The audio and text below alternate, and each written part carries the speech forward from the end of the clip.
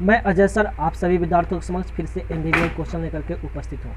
आज हम लोग वर्ग 10+2 के विद्यार्थियों के लिए अर्थात इंटर के विद्यार्थियों के लिए विषय इतिहास से भाग अ पुरातत्व एवं प्राचीन भारत से पाठ 2 मौर्य काल से गुप्त काल तक का राजनीतिक एवं आर्थिक इतिहास का 15 एमबीबीआई वस्तुनिष्ठ प्रश्न का एक सीरीज लेकर के पार्ट 2 लेकर के मैं उपस्थित हूँ।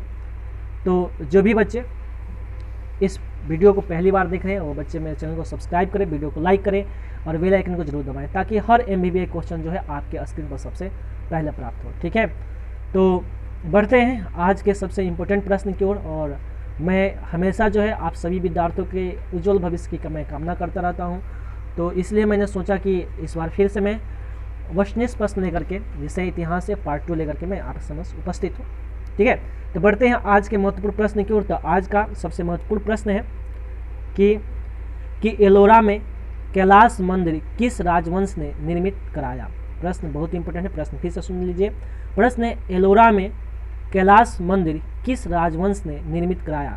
इसका आंसर होगा राष्ट्रकूट, अर्थात राष्ट्रकूट ने जो है एलोरा में सबसे पहले कैलाश मंदिर का निर्माण करवाया था। ठीक है, चलिए बढ़ते हैं अगले नंबर प्रश्न की ओर, अर्थात दूसरे नंबर प्रश्न की ओर।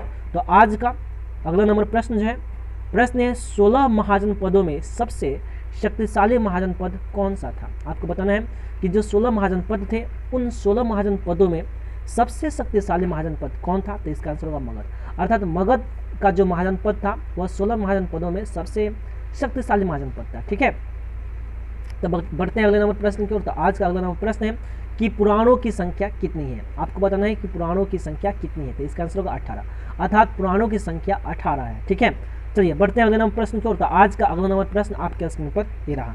तो आज का अगला नंबर कि अर्थशास्त्र के लेखक कौन है। बहुत इंपॉर्टेंट प्रश्न है। प्रश्न है अर्थशास्त्र के लेखक कौन है। इसका आंसर होगा कौटिल्य या चाणक्य। इसको हम विष्णुगुप्त भी बोलते हैं। विष्णुगुप्त का ही नाम चाणक्य है, कौटिल्य है। ठीक है, चलिए बढ़ते अगले नंबर प्रश्न की ओर। तो आज का अगला नंबर प्रश्न है वज्जी को सामाजिक ग्रंथों में क्या कहा गया है। प्रश्न फिर से सुनेंगे। प्रश्न है वज्जी को सामाजिक ग्रंथों में क्या कहा गया है। बहुत ही इंपॉर्टेंट प्रश्न है, कई बार एग्जाम में पूछा गया प्रश्न है। तो आप जरूर जो है इस वीडियो को अगर आप देख रहे हैं और आपको जो है मेरी बताई गई प्रश्न आपको अच्छा लगता है और आपको विश्वास है कि यह प्रश्न जो है आपके एग्जाम में आ सकता है, और मैं जितने भी प्रश्न आपको बताता हूँ वो सभी प्रश्न अगर VVI है, वस्तुनिष्ठ प्रश्न इंपॉर्टेंट है, तो आप जो है मेरे चैनल को सब्सक्राइब करें, वीडियो को लाइक करें और बेल आइकन को जरूर दबाएं ताकि इस तरह के हर सब्जेक्ट का MBBI क्वेश्चन जो है आपका स्क्रीन पर सबसे पहले प्राप्त हो।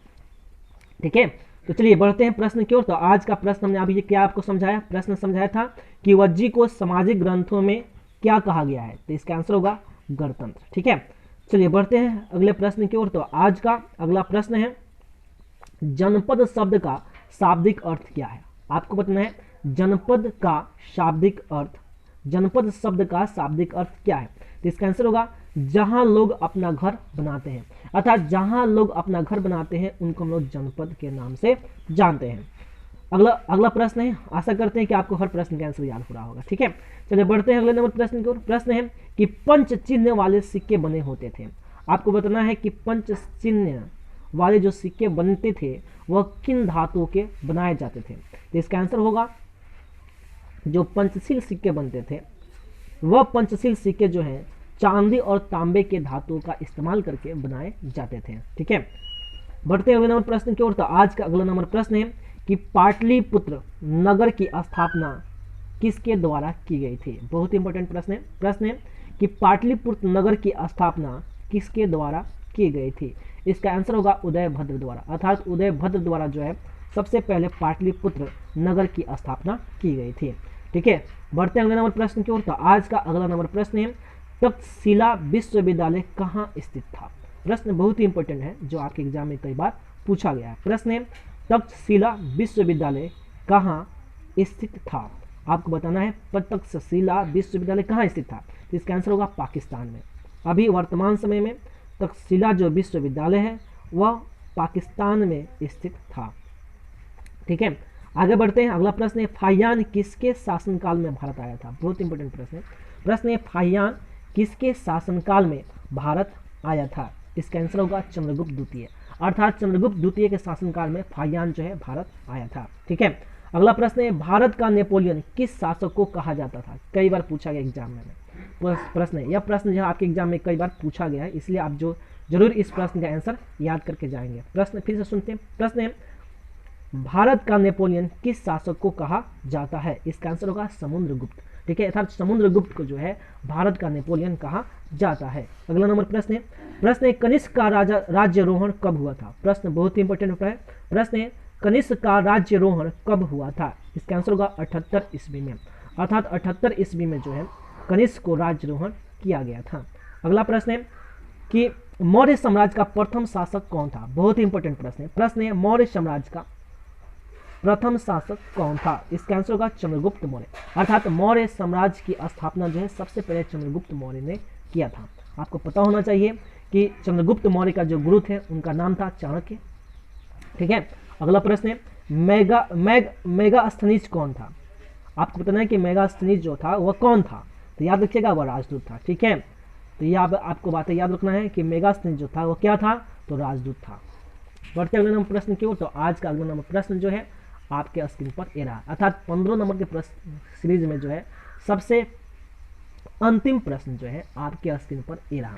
प्रश्न है, प्रयाग प्रशस्ति में अशोक, समुद्रगुप्त एवं डैश डैश डैश के लेख उत्कर्णी है। आपको बताना है कि प्रयाग प्रशस्ति में किन किन राजाओं का जो है बारे में लिखा गया है। तो आपको याद होना चाहिए अशोक के बारे में, समुद्रगुप्त के बारे में एवं जहांगीर के बारे में। अर्थात प्रयाग प्रशस्ति में जो है अशोक, समुद्रगुप्त एवं जहांगीर के बारे में लिखा गया है। तो आशा करते हैं कि आप सभी बच्चों को जो है इन 15 प्रश्नों का सीरीज जो है आपको समझ में आ गया होगा और आप जो है इन सभी प्रश्नों को अच्छा से समझ गए होंगे। तो अगर आपको यह 15 प्रश्न आपको समझ में आए हैं और आपको लगता है कि ये प्रश्न इंपॉर्टेंट है और आपके एग्जाम में आने वाले हैं, तो आप सभी बच्चे जो है मेरे चैनल को सब्सक्राइब करें, वीडियो को लाइक करें और बेल आइकन को जरूर दबाएं, ताकि इस तरह का हर MBBI क्वेश्चन जो आपका स्क्रीन पर सबसे पहले प्राप्त हो। तो इसी के साथ बिहार बोर्ड के जितने भी विद्यार्थी हैं या पूरे देश के जितने भी विद्यार्थी हैं जो किसी भी एग्जाम की परीक्षा की तैयारी करते हैं, उन सभी दोस्तों को, उन सभी विद्यार्थियों को, उन सभी बच्चों को मेरे तरफ से बेस्ट ऑफ लक। जय हिंद, जय भारत।